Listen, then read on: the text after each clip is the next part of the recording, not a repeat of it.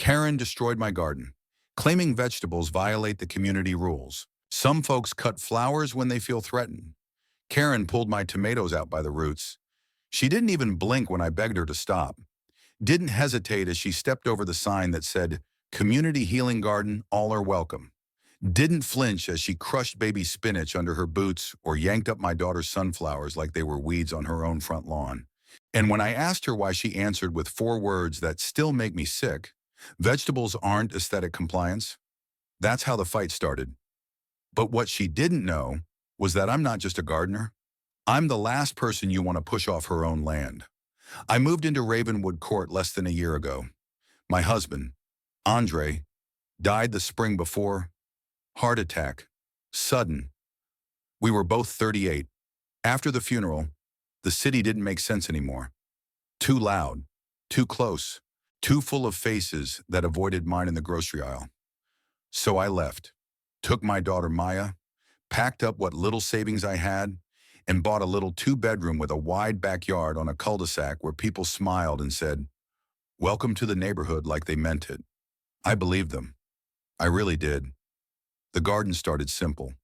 6 raised beds, carrots, kale, heirloom tomatoes Andre used to grow, one hand-painted sign that Maya made with acrylics, "Grow love here." Then the neighbors joined in.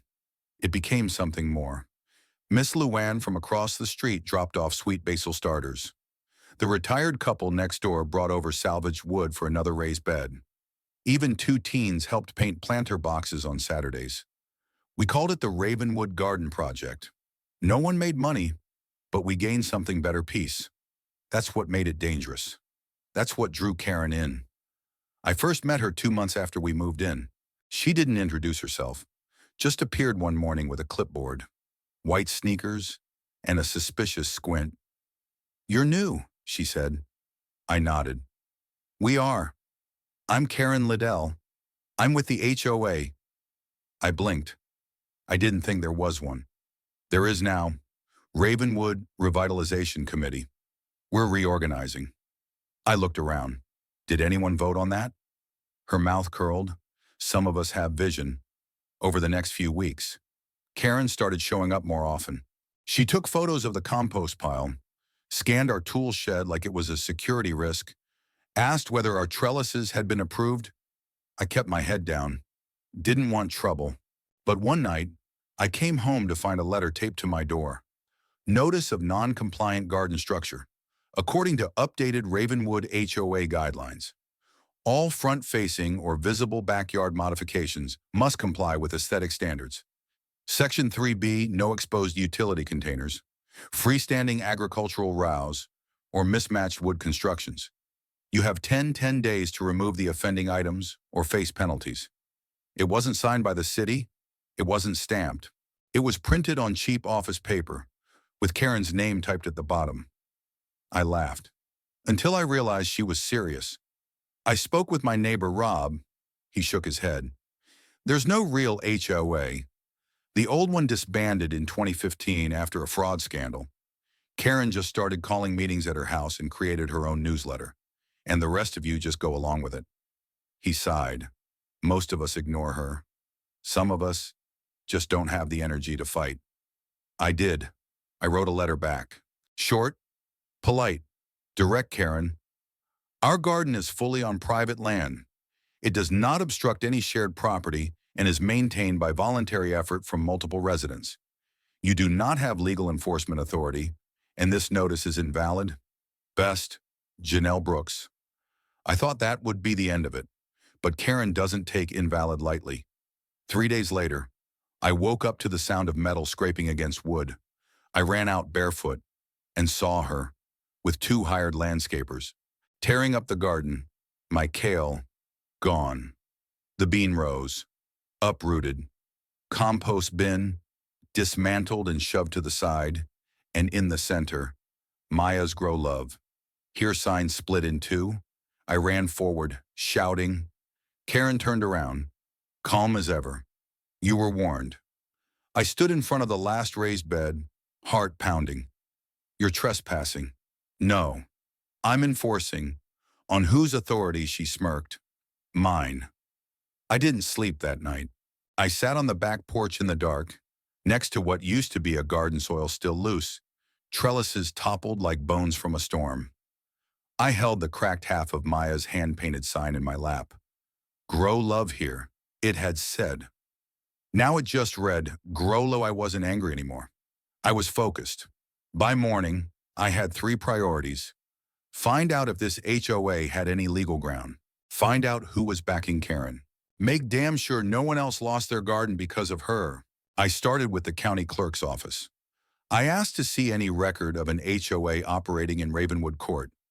The woman at the desk squinted at her monitor, typed, then shook her head. Nothing filed in the last 7 years. I asked if there had been a recent filing, maybe something provisional. She pulled up a scanned document. Looks like there was an attempt last February, filed under Ravenwood Revitalization Initiative. But the application was rejected, missing signatures. Who submitted it? She turned the screen toward me. Karen Little. I printed that form and drove straight to City Hall. I asked to speak with the zoning enforcement liaison, a young man named Calvin, barely older than my students, met me with nervous eyes. I handed him the paper. "Karen's using this to threaten people. She tore up a garden, mine, said she had legal grounds." He scanned it, flinched. "She doesn't. This was never approved. And even if it had been private land use, like vegetable gardening is protected under the city's local food ordinance. So, she lied." He nodded. "Flat out. Then why hasn't anyone stopped her?" He sighed. "Because nobody reported her formally. People just tolerate it." I smiled, but it wasn't a friendly one. That ends today. I filed an official complaint for trespassing, property destruction, and fraudulent use of municipal authority. Then I walked across the street to the city records office and requested a map of all land parcels in Ravenwood Court. That's when I saw it. 7 homes, including mine, had been tagged with a digital note, subject to future zoning review. I circled them, then cross-referenced with Karen's fake HOA bulletin from the month before one she had left in every mailbox. It listed the same houses under properties out of compliance. Coincidence? Not a chance. I went home and knocked on every door on that list. Most were reluctant to talk. One slammed the door. 2 others whispered. We were warned not to get involved. But one family, a retired engineer and his husband, newly moved in, let me in and made tea. They showed me a letter Karen left on their doorstep 2 weeks ago. "Your exterior siding color and visible compost unit are not in harmony with Ravenwood aesthetic guidelines. Please begin paint and removal process within 30 days or face HOA mediation." No city seal, no enforcement code, just the Ravenwood R printed in script font. The engineer, Doug, looked at me. We thought it was real. I shook my head. She's banking on that. That night, I couldn't stop thinking, why target these homes specifically? We weren't the biggest. We weren't the newest. But we were the ones doing things differently. Composting, gardening, painting with color instead of beige, hosting outdoor story times for kids. We were alive, and that threatened her. But it wasn't just about control. It was about property values. I started digging deeper, late-night research, county documents, real estate filings. Then I found it, a set of property development plans submitted 6 months ago by a holding company named CRS Integrations, a proposed rezoning of Ravenwood Court and surrounding blocks into a mixed-use lifestyle corridor. New townhomes, boutique grocery, office condos, and right at the heart of the design my lot, the garden, replaced by a community plaza. It was labeled Phase 1 Conversion Zone. And who was the citizen liaison who signed the development endorsement? Karen Little. I sat there staring at her signature. Then I checked CRS Integrations in the state corporation database. It was a shell company. But its mailing address was the same as Burkham Real Estate and Holdings, the developer who bought up 2 nearby apartment blocks last year. They were circling. And Karen. She wasn't just the neighborhood busybody. She was the softener, the inside agent, the person who made life just annoying enough for people to want to leave so developers could offer to take the burden off their hands. She'd weaponized community, turned neatness into intimidation, and our gardens into leverage. I called a meeting. 10 of us crammed into my living room that Saturday night chairs, cushions, people standing. Some were scared, some were furious, but all of them were done being quiet. I laid it all out. The fake HOA, the rejected application, the properties Karen targeted, the CRS rezoning plans, and most importantly, the city's ordinance protecting urban gardens. When I finished, no one spoke for a second. Then Maya, my daughter, quiet all evening, stood up and said, "She broke our garden. Let's plant something louder." That was when everything changed. We became a force. We called ourselves the Root Line, not official, not a club, just neighbors reclaiming dirt. We didn't come with torches. We came with tools, flyers, city codes, and a live stream. If Karen was going to pretend to be the law, we were going to remind the town who actually wrote the rules. The first thing we did was rebuild the garden, not just for us, but in public view. That next Saturday, the Root Line set up shop right in the middle of the cul-de-sac. We rolled out soil by the wheelbarrow, replanted beans and basil, and hammered a new sign into the ground. This land is not up for negotiation. A local high schooler with a drone captured a time lapse. Within 24 hours, the video hit 120K views on TikTok. The caption, "When a fake HOA destroys your veggies, so you rebuild in her face." Karen came storming out of her house 2 hours later, red-faced, phone in hand. "You can't build that here, it's not blocking the road," I said calmly. "City regs say we're allowed public gathering as long as we don't obstruct emergency access. This is private neighborhood property. Show us the deed." She froze. I could see it in her eyes. She hadn't expected pushback. Definitely not from someone with a folder full of printed municipal code and a group of neighbors with GoPros rolling. Then came the second punch. We sent formal letters to the City Planning Commission, the County Office of Public Use, the State Office of Land Justice, and the local newspaper. Attached were Karen's falsified compliance letters, the rejected HOA application, CRS rezoning plans, her signature approving Phase 1 redevelopment of Ravenwood, and 5 signed affidavits from residents she pressured to move. The city responded fast. They scheduled a public hearing within 7 business days. The day of the hearing, the room was packed. Not just neighbors, reporters, advocates, a city council member running for re-election, even a local TV crew with a long boom mic and a sleepy cameraman. Karen sat 2 rows behind me, flanked by a man in a gray suit, probably legal counsel from CRS. She didn't make eye contact. I walked to the podium and pulled out the original garden sign, glued back together by Maya, "Grow love here." I held it up, then began. This sign was ripped in half when someone decided vegetables violated an aesthetic, but what it really violated was control.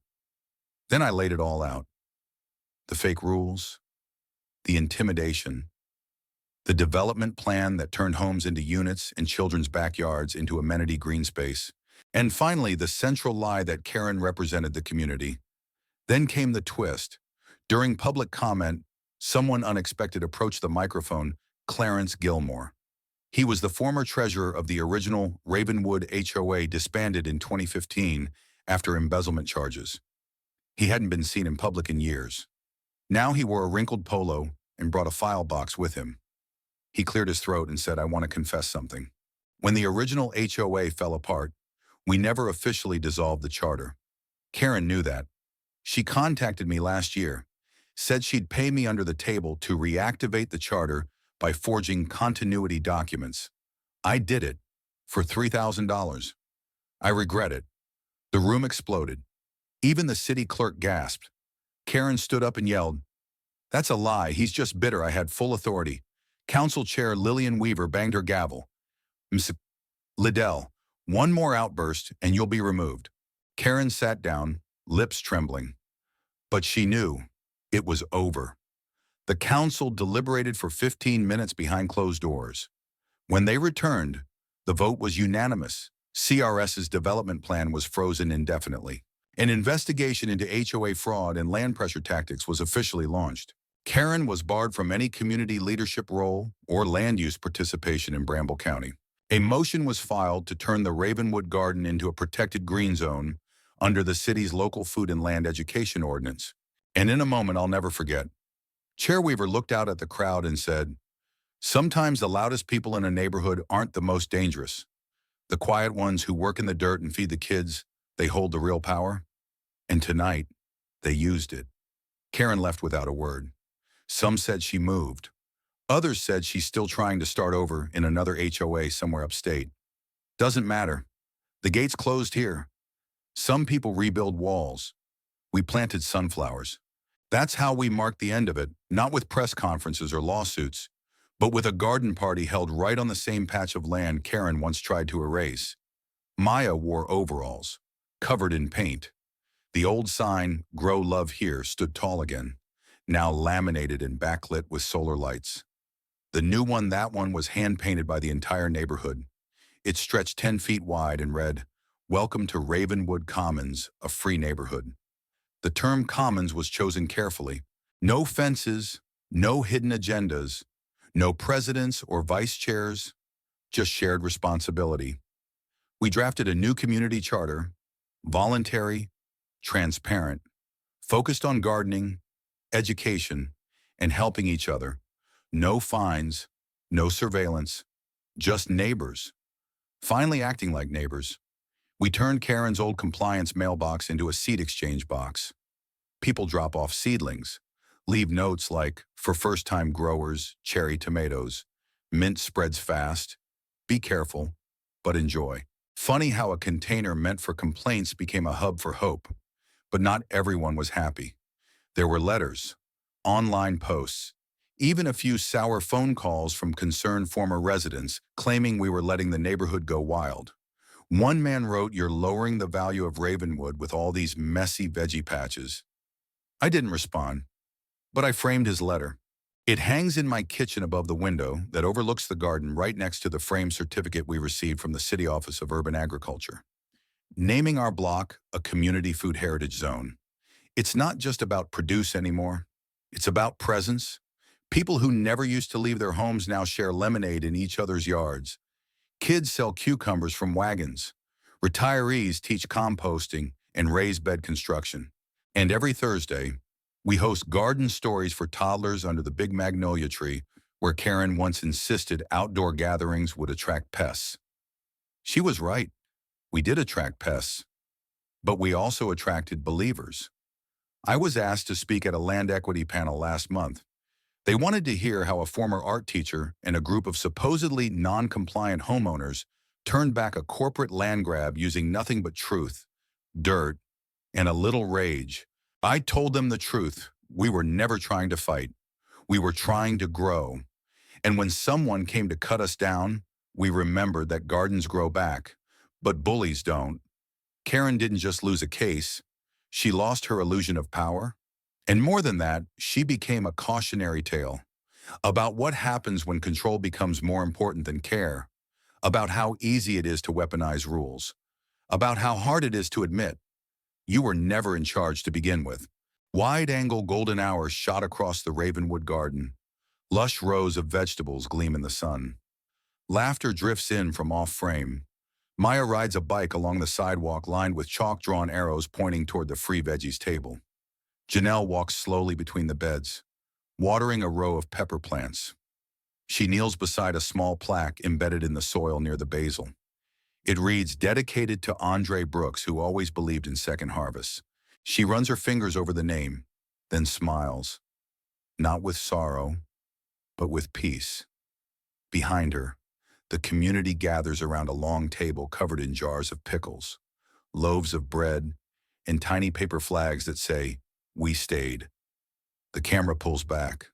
Wind picks up, carrying petals into the sky.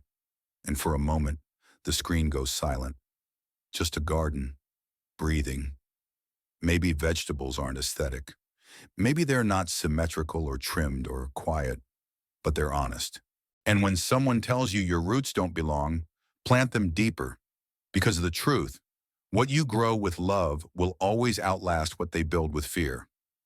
Call to action, Has someone ever tried to erase something you built? Did they call it rules or standards or order?